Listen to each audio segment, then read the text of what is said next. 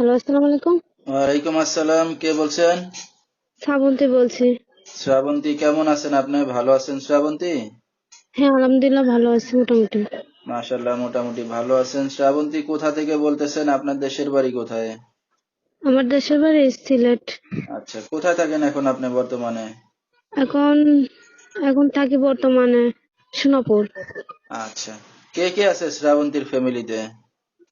আমার ফ্যামিলিতে মা আছে আর আমি, আর ছোট একটা বোন আছে। আচ্ছা, দুইটা বোন আর আপনার মা, ছোট্ট একটা ফ্যামিলি। শ্রাবন্তী, কি করেন আপনি এখন বর্তমানে?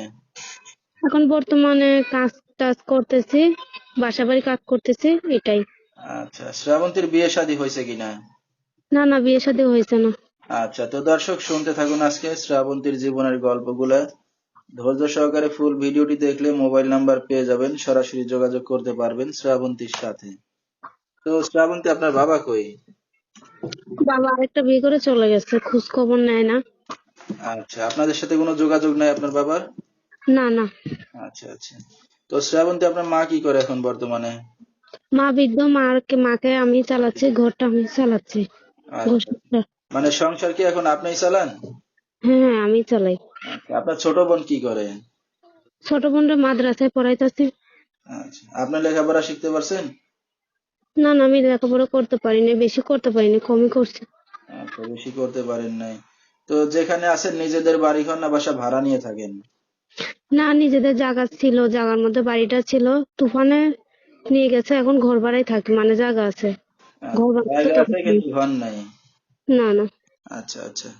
তো যেখানে আছেন নিজেদের আত্মীয় স্বজন দেখার মতো কেউ আছে আপনাদেরকে? না না, কেউ নাই। দেখার মতো কেউ না, ঠিক আছে।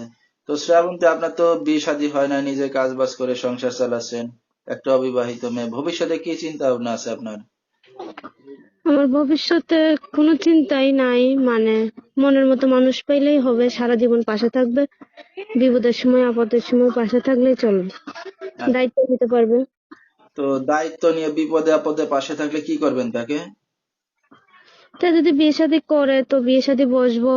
আচ্ছা, বিয়ে শাদী করতে চাইলে আপনি রাজি হবেন? হ্যাঁ, অবশ্যই রাজি হব।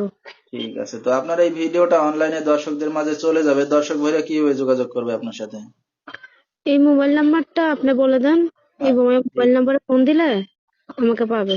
আচ্ছা আচ্ছা, তো আপনি এখন বিয়ে শাদী করতে আছেন, এই অনলাইন মিডিয়ার সামনে আসছেন, আপনার মা জানে?